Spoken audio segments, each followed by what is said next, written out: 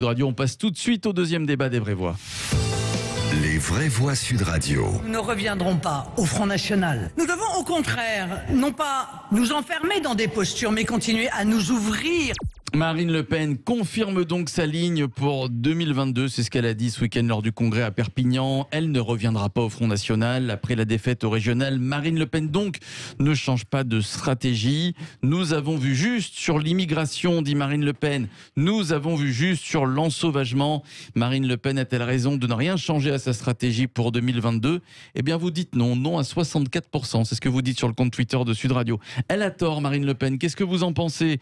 0826 300 300. André est avec nous, qu'on va retrouver dans quelques instants. Il nous appelle d'Évian-les-Bains. Juste avant d'écouter André, la réaction de nos vraies voix. Tiens, Caroline Pilastre. Elle a raison, Marine Le Pen, de ne rien changer. Je pense qu'elle a raison de rien changer. Je vais vous dire pourquoi. En termes de crédibilité politique, son image et sa communication seraient véritablement entachées si elle retournait vers le Front National de son père. C'est un parti qu'elle veut plus ouvert, qu'elle a rajeuni. Lors de sa tribune, elle a parlé à ses électeurs, elle a essayé de les remobiliser, parce qu'évidemment, ça a été un échec cuisant pour elle, comme d'ailleurs pour la Macronie, ces dernières élections régionales et départementales. Donc moi, je pense qu'elle a raison de continuer sur sa ligne, parce que quelle image elle pourrait renvoyer si elle décidait d'être plus dure, alors qu'après, elle revienne sur des sujets qui sont les siens, comme l'immigration, la sécurité. Qu'elle n'a pas abandonné d'ailleurs. Qu'elle n'a pas abandonné, mais le reproche que lui font beaucoup de ses adhérents, c'est de s'être lissée. Oui. Par rapport au parti de son père. Et ça, c'était voulu, ça. C'était voulu parce qu'elle a voulu vraiment ouvrir le parti à un électorat peut-être un petit peu plus social que l'était son père sur des questions sociétales. Donc moi, je pense qu'en termes de communication politique, ça serait une énorme erreur de revenir au Front National. Philippe Bilger. Moi, je perçois la difficulté de la tâche de Marine Le Pen. D'abord, s'il s'agit de revenir au Front National et au délire historique du père, ça, c'est exclu, bien sûr, même si certains continuent à reprocher au Rassemblement national d'être encore le réceptacle de quelques cinglés de cette nature.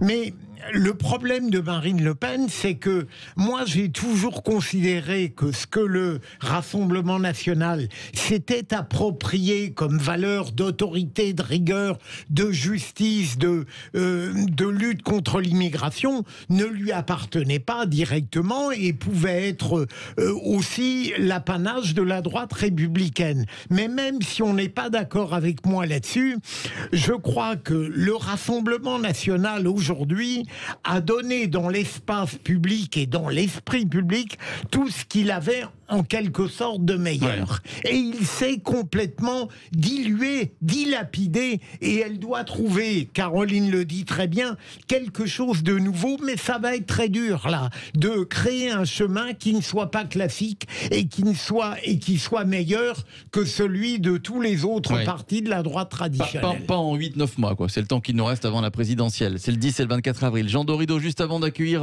André d'Évian-les-Bains qui est avec nous. Jean. Eh bien, juste avant André, c'est-à-dire que le problème du Rassemblement national, à mon sens, n'est pas tant un problème d'idéologie qu'un problème d'alliance. En réalité, historiquement, traditionnellement, dans la Ve République, il est impossible d'accéder aux plus hautes fonctions sans alliance. On a connu pendant des années le RPR et l'UDF à droite, il y avait le Parti socialiste et le Parti communiste à gauche, et aujourd'hui, on voit bien que les partis qui réussissent à gouverner, en l'occurrence des régions, ce sont des partis qui font des alliances. Et il y a ce problème structurel pour Marine Le Pen. Alors après, est-ce qu'elle a raison ou tort ? Comme ça a été dit par Philippe et Caroline, sans doute elle a tout à fait raison de continuer ce travail de ripolinisation. Bref, de ripoliner. Voilà. Ripoliner le Front National en Rassemblement National, un truc beaucoup plus soft. Toutefois, on voit bien que toute la classe politique continue d'ostraciser ce parti qui pourtant rassemble des millions de suffrages, des millions d'électeurs, sont quand même des Français comme les autres qui votent pour l'Assemblée nationale. Ils continuent à l'ostraciser et tant qu'il y aura cet ostracisme, ce sera une impasse. Vous la voyez au second tour en 2022. Faire des prophéties si loin. En tout cas, il y avait une très bonne tribune dans Le Monde il y a quelques jours d'un politologue qui disait que c'est une grave erreur de sous-estimer le Rassemblement national. national. On Et je doit pense qu'aujourd'hui, on a sous-estimer beaucoup de aucun adversaire, politiques qui s'imaginent qu'ils sont morts et surtout enterrés depuis parce qu'ils ont fait des les mauvaises élections régionales. régionales, Et on peut quand même souligner qu'en fait, au régional, finalement, il n'y avait pas Marine Le Pen. À Hénin-Beaumont, dans les Hauts-de-France, elle avait fait un score sensationnel aux précédentes. Là, elle n'était pas là, elle n'a pas voulu s'impliquer. Et il y a toujours l'hypothèse que finalement, la marque Le Pen, le nom Le Pen, contrairement à ce que puissent imaginer comme Macron certains, avec La République ça en fait marche. voter les gens, exactement. Comme Macron avec La Il République en faudrait marche. savoir pourquoi il y a une telle abstention chez eux. Ça, ce serait Mais au passionnant. même titre que la REM. Dans ces cas-là, posons-nous Exactement. la question pour C'est les vrai. autres partis et le parti de la Non, majorité. Parce que la qu'ils n'ont pas République en d'ancrage. marche n'a que 4 ans et Et ensuite... historiquement, les électeurs du RN se déplacent. Non, Très mais bien. ce mouvement-là n'a jamais été aussi mobilisé que le Rassemblement Ils se national. sont, l'était. ils se Là- sont abstenus, d'après certains, parce qu'il n'y avait pas Le Pen. Oui, Ils pouvaient c'est ça, voter parce qu'ils pour, estiment qu'elle est trop pour, lisse sur des sujets qui, pour eux, pour sont les uns, pour eux, il primordiaux. n'y avait pas Le Pen. Voilà. André est avec nous d'Évian-les-Bains. Bonsoir André. Bonsoir. Bonsoir, mon cher André. Je vous présente écoutez- Philippe Bilger, Caroline Pilastre et Jean Dorido pour débattre avec eux. Vous la voyez au second tour, Marine Le Pen, André? Non. Non. Non, je ne la vois pas au second tour. D'abord, je vous rappellerai qu'en 2017, où elle était en pleine forme, elle n'était qu'un point devant Fillon, qui était dans le nez dans le caca, il n'y a pas d'autre terme, et 2 points devant Puissante Mélenchon. Donc, effectivement, je ne la vois pas au deuxième tour, surtout si à sa droite, il y a Zemmour, s'il y va, c'est pas certain, mais s'il y va, et si à sa gauche, il y a Bertrand, qui pour la première fois est un candidat qui peut gagner et qui ressemble à un Français normal. C'est-à-dire il n'a pas fait l'ENA, il a grandi dans un milieu modeste, c'est un simple assureur de province. Autrement dit, quelqu'un Monsieur de tout le normal. monde. Ouais. Pardon, un Français qui ressemble à Monsieur Tout-le-Monde, comme il y a 50 ou 60 millions de Monsieur Tout-le-Monde dans ce pays. Mais je crois surtout que Marine Le Pen est en train de faire une énorme bourde, la même bourde qu'avait fait Barre en 88, Balladur en 95, Jospin en 2002 et Bayrou en 2007.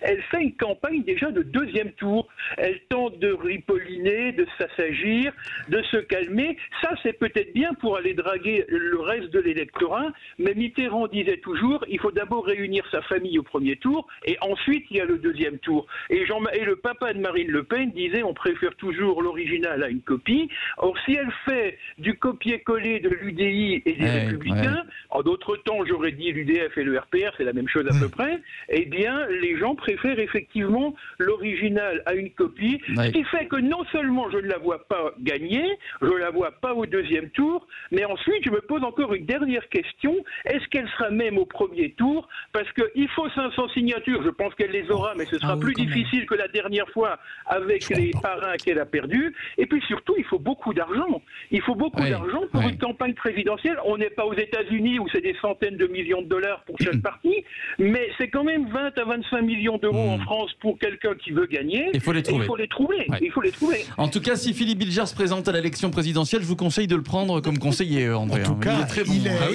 Très bonne analyse. Notre ami est très fin. Très, très Non, fin. mais c'est vrai que par Mais exemple. il n'y a aucune raison que les auditeurs de Sud Radio n'aient pas une présomption pas bons. d'intelligence. Évidemment, ils sont Oui, excellents. Caroline, juste Non, après mais Jean-Caroline. lors du congrès d'hier, Ouais. elle a parlé à son électorat. Elle a rassuré lors de ce congrès les gens qui se sont mobilisés ou ceux qui n'ont pas voulu se mobiliser pour justement toutes les raisons évoquées par rapport au père et au fait de lui reprocher de rallier un peu le centre droit, un peu la droite, un peu la gauche sur les sujets sociétaux. Donc il y a un moment donné, il va falloir qu'elle rameute réellement les gens qui sont indécis et abstentionnistes et qui pourraient avoir un désir de Marine Le Pen. Parce que pour l'instant, à mon avis, c'est là où est le hic. Mais n'oubliez pas aussi que Marion, qui ressemble quand même beaucoup à son grand-père au niveau des idées, féminin, quand même. elle est quand même assez conservatrice, peut très bien, comme c'est une femme intelligente, se présenter. Rien n'est fait, il reste encore 10 mois avant la présidentielle. Marine Le Pen a-t-elle raison de ne pas changer de stratégie pour 2022? Vous dites non à 66%. Les débats des vrais voix à retrouver et à réécouter en podcast sur notre site sudradio.fr et en vidéo sur notre chaîne YouTube.